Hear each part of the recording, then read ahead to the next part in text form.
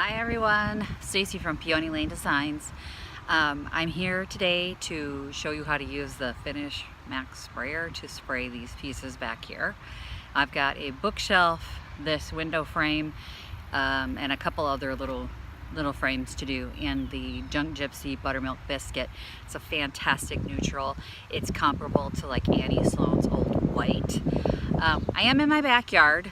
I am quite a distance from my house because it is very windy today, and I have not mastered spraying anything, spray paint, chalk paint, anything without overspray. So yeah, I keep it away from my house. Now, the grass is extremely long because my husband is going to mow this afternoon.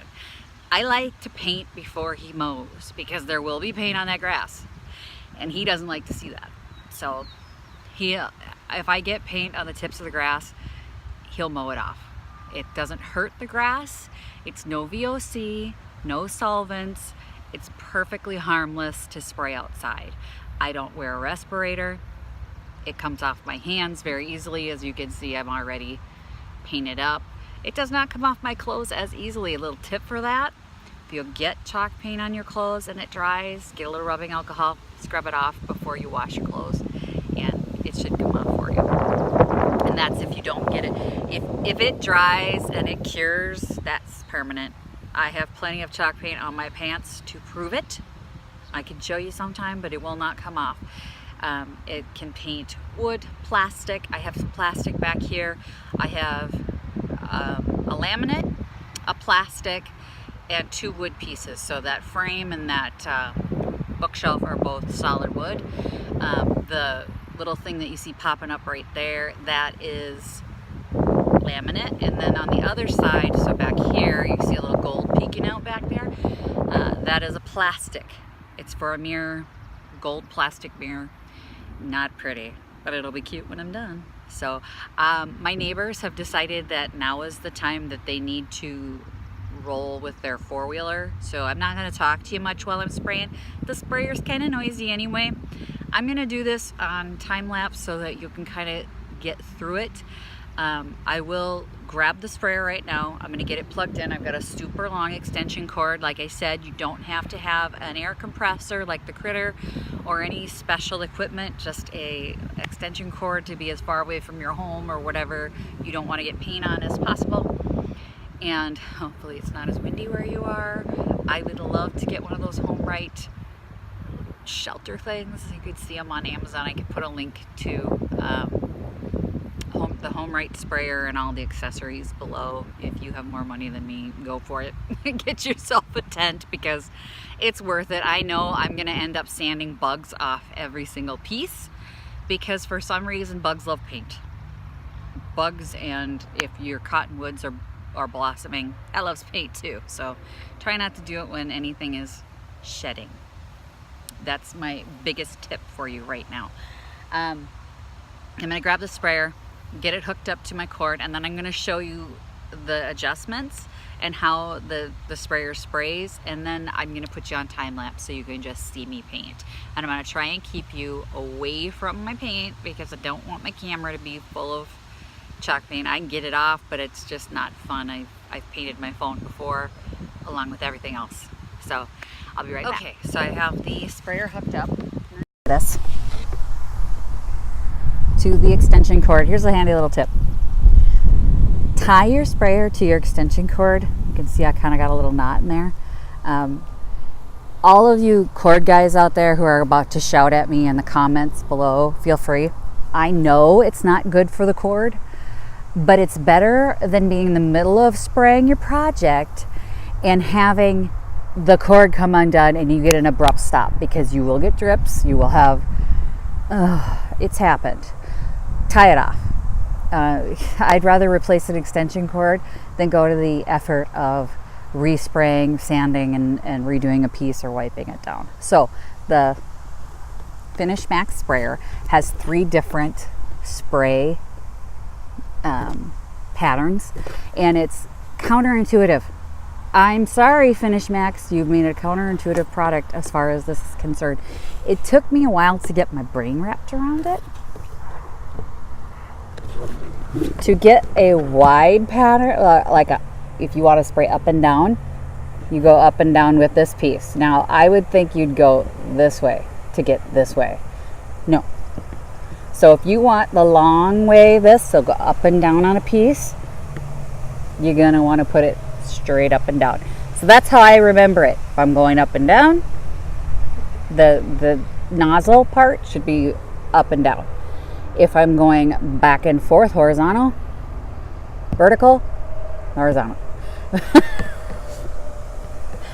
I went to school. I have a degree. I have an advanced degree. So if I'm spraying horizontal, like a horizon line, then the sprayer should be like that too. If you go at a kitty corner angle, you'll get a round pattern. I kind of like the round pattern. To be honest, I use that mostly for everything. But here's the sprayer. Keep your finger off the trigger like any gun until you're ready to actually spray, because right now I could obliterate my camera. As you can see right now, it's at that circle angle. Because I am doing horizontal spraying today, probably going to put it in the horizontal angle. I might play with it because I do like the circle pattern, like I said, for almost everything. There's the up and down, but it spins quite easily. So there's that circle, and there's the horizontal. You can hear it lock. For some reason it's not locking in this pattern, but I can feel that it's horizontal right now. So I'm going to put you on time lapse, and I'm going to get to work. Got some work to do, people.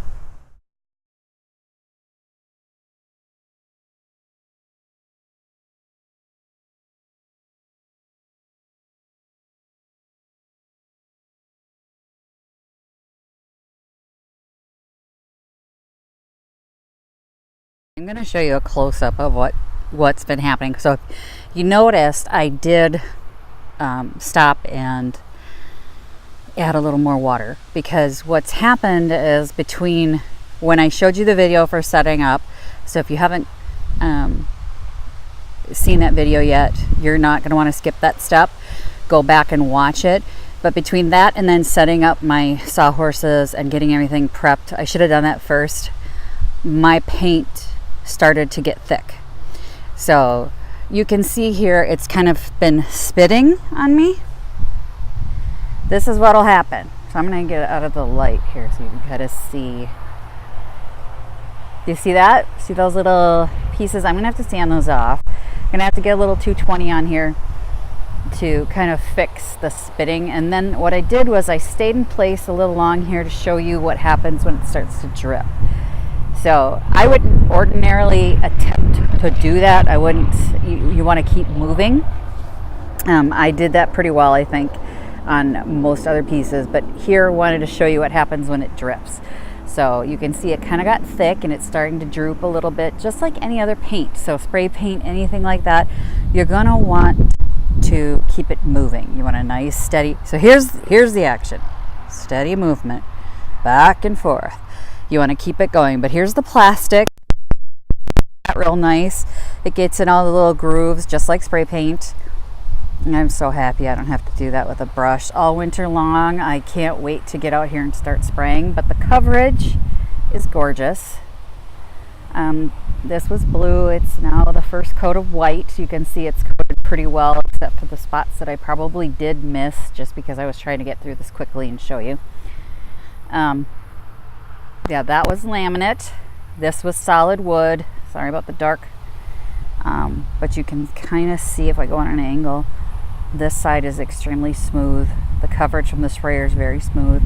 I did not stand it up and do the inside just because the paper in the back. If you saw this bookshelf, originally it was sort of a dark, it wasn't cherry, but I would say it was sort of on that spectrum, probably closer to like a walnutty color, but it was definitely not cherry. And I covered it. I didn't use the Junk Gypsy primer. What I used was Zinsser Bin shellac. And the shellac did not cover what was coming through. So you can kind of see it's a little pink. If I had used the Junk Gypsy clear, primer, that would not be bleeding through. I gotta tell you, that stuff is the best stuff ever. I could go ahead and use the Junk Gypsy over this and seal that in if I wanted to have the interior white, but I know I'm going to put a paper on it, so I'm okay with it being a little pink there. The reason I used the Zinsser Bin primer was because I had a little tiny bit left in a can and I wanted to use it up, because you know, when you're running a business, it's all about profit, and I wanted to make sure I could use everything I have. So I'm using up some Zinsser Bin that I found. I could put a link to it below. It works just as good, but like I said, it says it's stain blocking, but as you can see from the pink down there, the bleeding through of the kind of the, this was a solid, it's a solid wood back. It's not a pressed plywood. It is like, and it's an amazing piece of furniture, but it is bleeding through. So if I had used Junk Gypsy, it would not be bleeding through. So even though they say it is a stain blocking, it isn't always. Zinsser is not always a stain blocking product. It's still a good product if you have cost issues, because I know the primer for Junk Gypsy is a tiny bit expensive. Yeah, go ahead and use the Zinsser. Use what you got. But like I said, you can spray chalk paint. I will go ahead and finish up these pieces and I will show you what they look like when they're done. I just figured out something. I thought I'd share it with you. You're gonna be like, wow, it took her this long to figure this crap out. Yeah, it did. Like I said, there's no real, sorry, the wind's gonna blow you around a little bit. There's no real instructions with this, and it's a little frustrating. The draw tube, see how it's pointing to the front? Remember when I said it went to the back? It goes to the front. And I think I knew that at one time, but I've kind of forgotten over the winter. Because as I tip the sprayer, you saw me spraying and I was trying to get into hoses or into nooks and crannies. The hose needs to point to the front because the paint tips to the front. Duh, right? This is real. This is real work. I do this for a living. Can you believe it? But make sure that points to the front. Your life's going to be so much easier because the paint is going to lean forward. You will angle forward more than you will angle backwards because you don't want paint to come down on you. So, yeah, make sure that goes to the front. Okay, so I've got the second coat on. It's drying. It's going to be dry in no time. Chalk paint dries super fast. So it is drying right now. I will show you the finished product. This piece, this little window thing, hey look, I could be a weather girl, is going to get a paint wash over it. So I did not go as detailed as like this piece is perfectly done. I'm still gonna have to sand off those pieces that I showed you the drip. I will have to sand that off and then just do a quick recoat of that, just because you don't want the drips. I'm going to sell that and I don't want, no one's going to buy it if it's all drippy paint and it's just so amateur. So I will sand that off and give that a quick coat of paint. And then I'm going to put the paper inside those shelves, the back of the shelves, and I'll show you what that looks like when I'm done, probably in another video.